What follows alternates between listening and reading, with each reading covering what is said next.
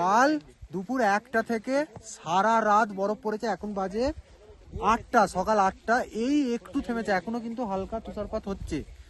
দেখতে পাচ্ছেন বরফের রেঞ্জটা কিরকম। কালকে এর থেকেও নিচে বরফ ছিল, এইরকম জায়গায় বরফ ছিল, সেটা এখন এখানে। মানে আমি যদি এটা একটা পা দিই, দেখা যাচ্ছে কি জানি না, দেখুন পাটা কোথায় এইখানে ঢুকে যাচ্ছে। মানে এই রেঞ্জে প্রায় 3 ফুটের ওপর বরফ পড়ে গেল, যেটা কালকে কিন্তু একদমই ছিল না। ঠিক আছে, টেন্টগুলোর অবস্থা দেখতে পাচ্ছেন এখানে, টেন্টগুলোর অবস্থা পুরো টেন্ট চাপা পড়ে গেছে বরফে। ঠিক আছে, তাই আজকে আমরা খুব ভাগ্যবান, কালকে আমরা গিয়ে কুয়ারি পাস পাঙ্গারচুলা করে নিয়েছি। আজকে যারা এসেছে তারা সবাই আজকে ব্যাক করছে, দেখতে পাচ্ছেন ওদিকে সবাই আজকে নিচের দিকে নামছে, কারণ আজকে আর যাওয়া সম্ভব নয়। এই অরিন্দমদা কিছু বলবে। অরিন্দমদা কালকের অভিজ্ঞতা কিরকম? আমরা সারা রাত মোটামুটি ঘুমাইনি, 20-25 মিনিট ছাড়া ছাড়া টেন্ট ঝাড়তে হয়েছে।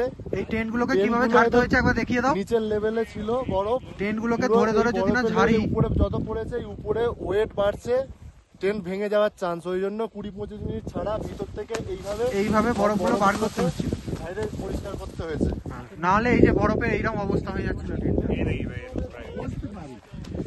টেন্ট গুলো পুরো একদম চারিদিক থেকে চাপা পড়ে গেছে। মনে হচ্ছে এই হাইটে আছে, আমরা এখানে শুয়ে আছি। একবার দেখাই, একবার ছোট্ট করে দেখাই। জ্যোতির্ময়দা এখনো ভেতরে আছে, একবার টেন্টের ভেতরটা দেখাই। দেখুন কত নিচুতে টেন্টটা এইখানে, আর আমাদের বরফের হাইট হচ্ছে এইখানে। মানে আমরা বরফ থেকে প্রায় 3 ফুট নিচে টেন্টে আছি। দেখুন আমাদের টেন্টের ভিতরেতে এই ধরনের লাগেজ, স্লিপিং ব্যাগে আমরা থাকতাম। হ্যাঁ, এবার আমরা যদি টেন্টের ভিতর থেকে আমরা যদি বেরোতে চাই, এদের দেখতে পাচ্ছ হাঁটুর সমান, মানে মিনিমাম 3 ফুট হাইট এখন হয়ে আছে। 3 ফুট হাইট এখন। রিপনের পাটা ঢুকলো, অরিন্দমের পাটা দাঁড়িয়ে আছে, মুখ দেখালে বুঝতে পারবেন। রাত্রেবেলা এটা 6 ফুট হাইট হয়ে গিয়েছিল।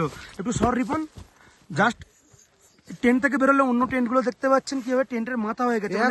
একজন লোক দাঁড়িয়ে আছে 5.5 ফুট করে, তাদের হাইটে হয়ে গেছে। জাস্ট আশপাশটা একটু দেখানোর চেষ্টা করছি, ঠিক আছে। এক অনন্ত অভিজ্ঞতা।